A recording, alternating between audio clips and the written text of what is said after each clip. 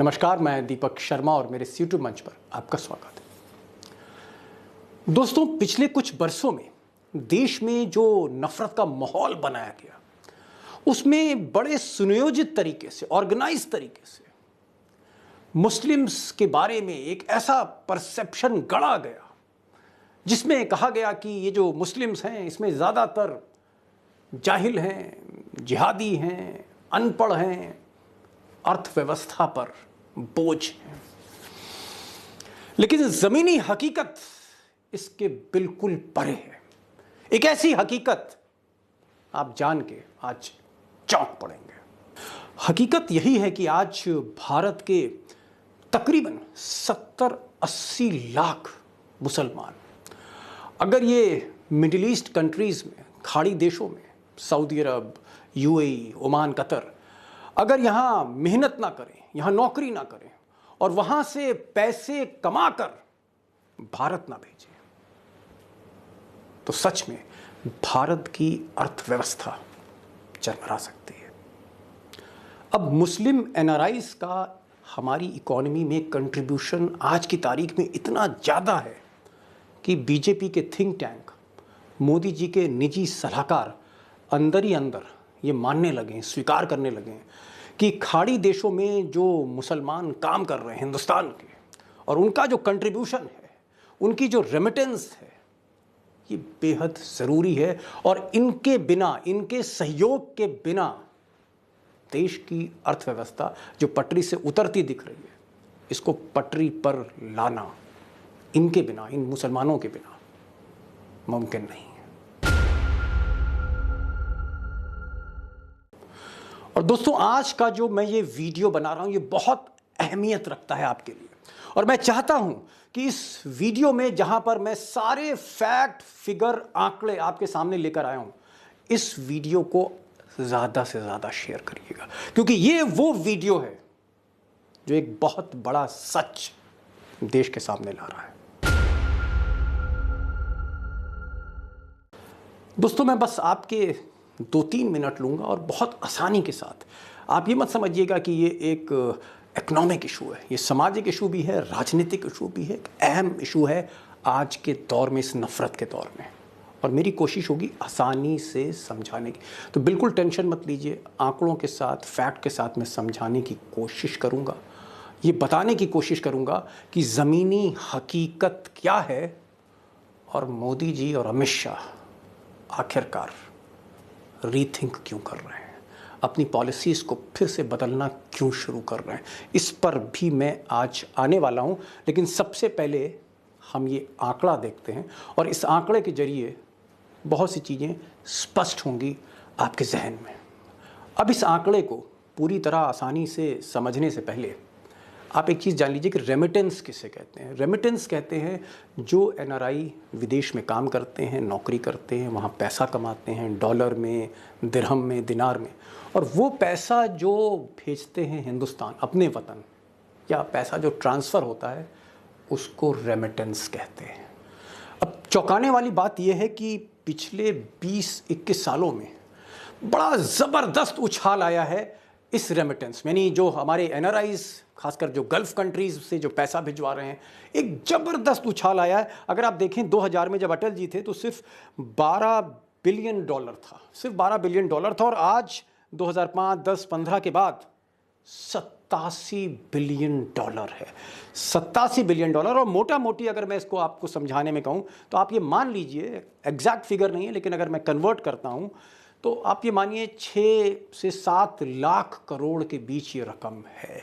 और ये जो रकम है, ये हमारी, आप कह सकते हैं कि हिंदुस्तान का जो रेवेन्यू है, तकरीबन $400 बिलियन, यानी 31-32 लाख करोड़ का जो सालाना रेवेन्यू जो हिंदुस्तान का है, उसमें ये तकरीबन ये जो कंट्रीब्यूशन है एनआरआईज का 25% है। 25% कंट्रीब्यूशन है। और ज़्यादा पैसा डॉलर में आ रहा है, दिनार में आ रहा है, रियाल में आ रहा है, दिरहम में आ रहा है, विदेशी मुद्रा आ रही है। ये मेहनत की मुद्रा है, पसीने की मुद्रा है, और जो आप कह सकते हैं कि जो देश की अर्थव्यवस्था है उसका सबसे मजबूत पहिया यही है। और इसमें सबसे बड़ा कंट्रीब्यूशन गल्फ़ कंट्री का है। और उसमें सबसे बड़ा कंट्रीब्यूशन मुस्लिम एनआरआईज का है। अब मोदी जी की हिंदुस्तान में नीति और रणनीति क्या है मुसलमानों को लेकर, ये भी आप समझ रहे हैं। आरएसएस और बीजेपी और काडर और विश्व हिंदू परिषद और नूपुर और पैगंबर साहब को लेकर जो विवाद, और उसके बाद जो आपने रामनवमी से लेकर अब तक जिस तरह की भारत में आपने हिंदू मुस्लिम दो दंगों की तस्वीर देखी, अब वो जो भी पॉलिसी हो, लेकिन जब वो विदेश में जाते हैं तो वो शेख से मिलते हैं, बादशाहों से मिलते हैं, चाहे सऊदी अरब के बादशाह हों, चाहे यूनाइटेड अरब एमिरेट्स के बादशाह हों, झुकते हैं मोदी जी, गले लगाते हैं। क्यों लगाते हैं इस पर तो मैं आऊँगा, लेकिन पहले एक और आंकड़ा देख लीजिए आप। अब विदेश से जो पैसा आ रहा है, अमेरिका से पैसा आ रहा है, कनाडा से पैसा आ रहा है, ऑस्ट्रेलिया से पैसा आ रहा है रेमिटेंस के थ्रू, जो मैंने आपको बताया था, उसमें सबसे ज़्यादा पैसा तकरीबन 65% जो दुनिया भर से पैसा आ रहा है, 65%, 65%, आधे से भी कहीं ज़्यादा वो पैसा खाड़ी देशों से आ रहा है। और अगर आप देखेंगे सबसे ज़्यादा contribution Dubai, Sharjah, Abu Dhabi यानी यूनाइटेड अरब एमिरेट्स का है, जहां बार बार मोदी जी जा रहे हैं और झुक रहे हैं वहां जाके बादशाह के आगे।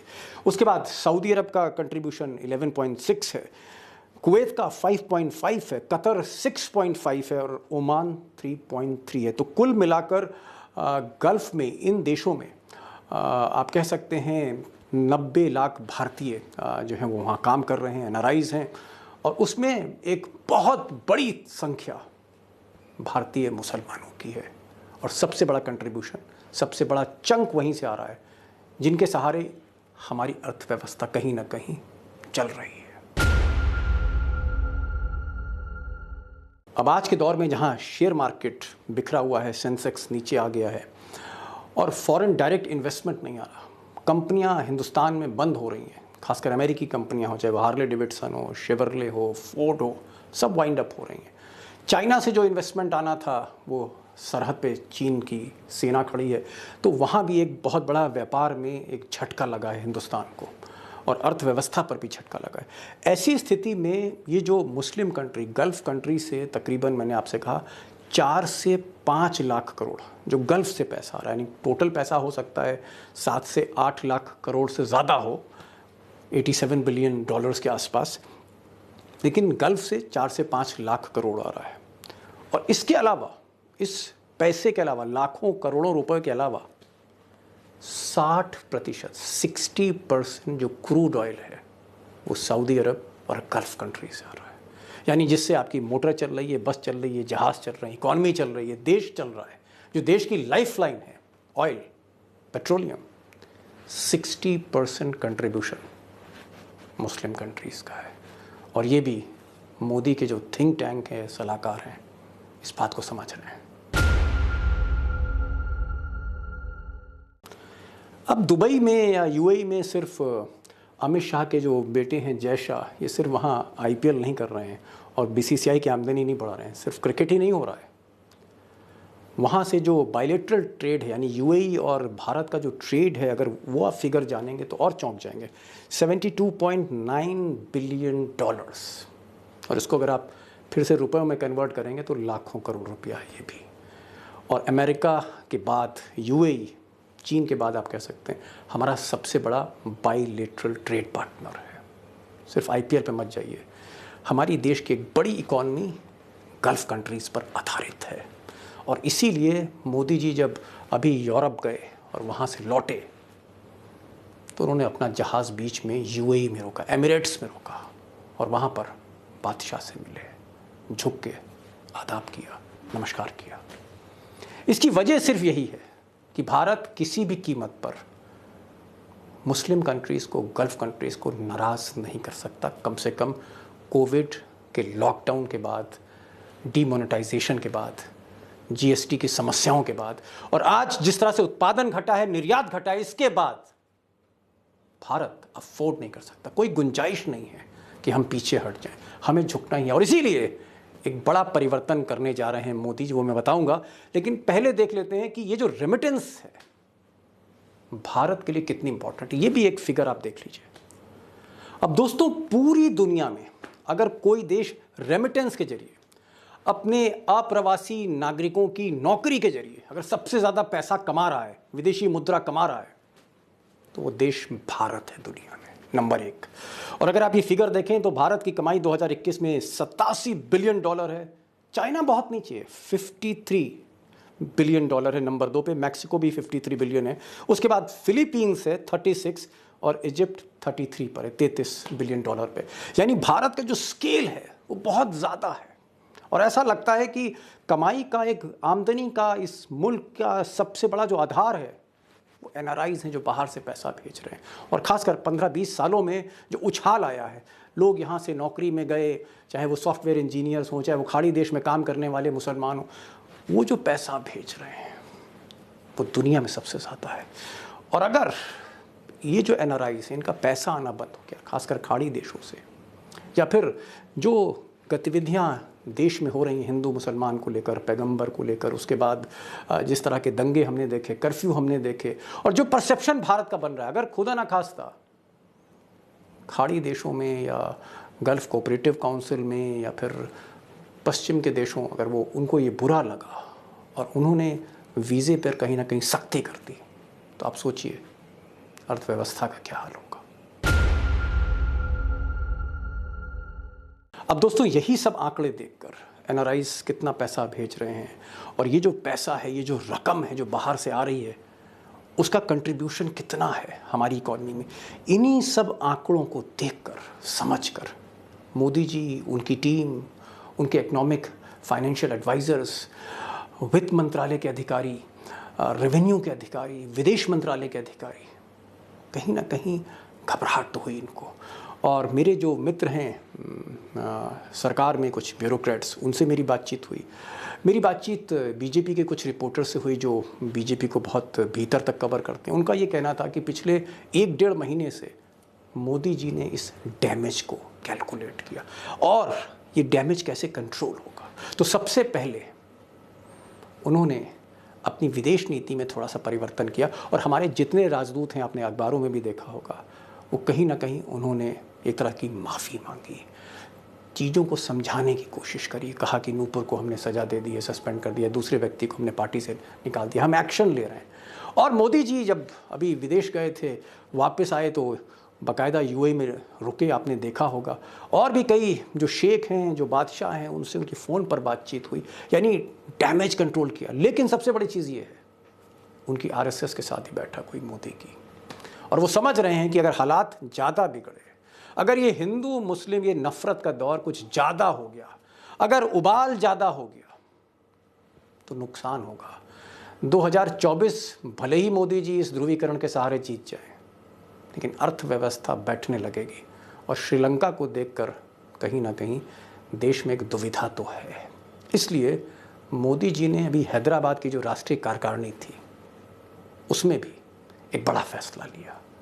और लोग कहते हैं कि तमाम मंत्री और आरएसएस के पदाधिकारी चौंक गए जब मोदी जी ने कहा कि अब हम मुसलमानों को के लिए एक स्नेह यात्रा निकालेंगे। हम मुसलमानों का दिल जीतना चाहते हैं। हम चाहते हैं कि कहीं ना कहीं जो मुसलमान, खासकर जो गरीबी की रेखा से नीचे हैं, उनको हम गले लगाना चाहते हैं। और इसलिए बीजेपी स्नेह यात्रा निकालने जा रही है।